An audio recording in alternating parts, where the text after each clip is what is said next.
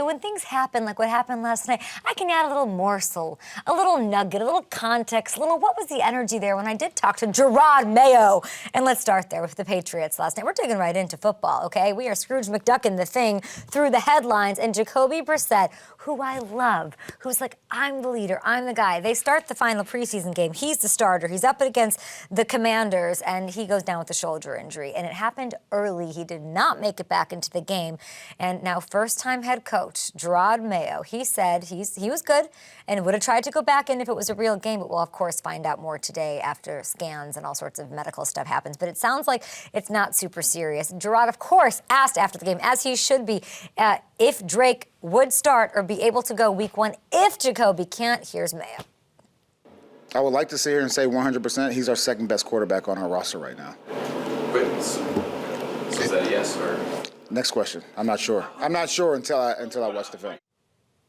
I mean, it's kind of a non-answer. Like, did we think Drake May was beating out Jacoby Brissett? No, Jacoby Brissett, the bona fide starter in this lot. So there's that. And, you know, Jerod Mayo also, if he has to run Drake May out there, it's kind of a nice hedging and protection of him, too. Like, he will be starting because the best quarterback isn't starting. I like how he answered that. I'm not surprised. No one should be. Mayo told me when we visited camp back in July that even if it is a tie at the end of training camp, of preseason action, it would be Jacoby, the tenured, the experienced QB, that gets the nod. Now, the third down scramble for 17 yards to keep the drive alive on his first possession was very nice. The downfield, take a look at this.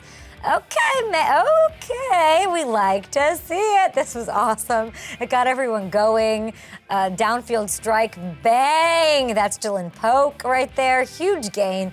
Touchdown pass. Wow, there's highlights. This is so fun. Touchdown pass to cap off an 11-play, 88-yard masterpiece. Touchdown! Gosh, and there was another touchdown pass. Here it is. Drake May, let's go. Patriots uni, little scramble, sprinting to his left.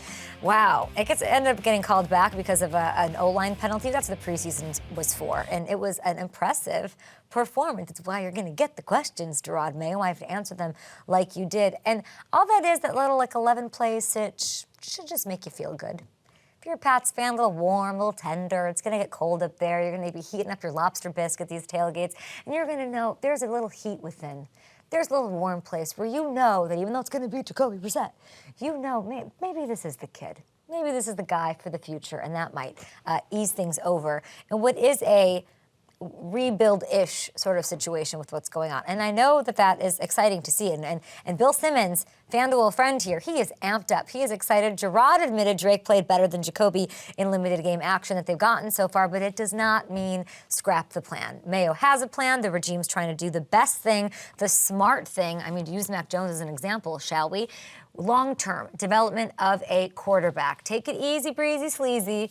And, yeah, I don't know, the way the O-line looked last night, I think that should only accentuate why it makes sense for him to sit his butt on the bench as long as possible, and that should be the plan. We've seen, like, rough situations sink guys before, right? I don't have to name them. You know who they are. It's important for everyone to have patience right now. Conservative approach with Drake, bubble wrap. And Pats fans, I understand you're antsy to see your first-round pick out there, but whatever. Let's move on.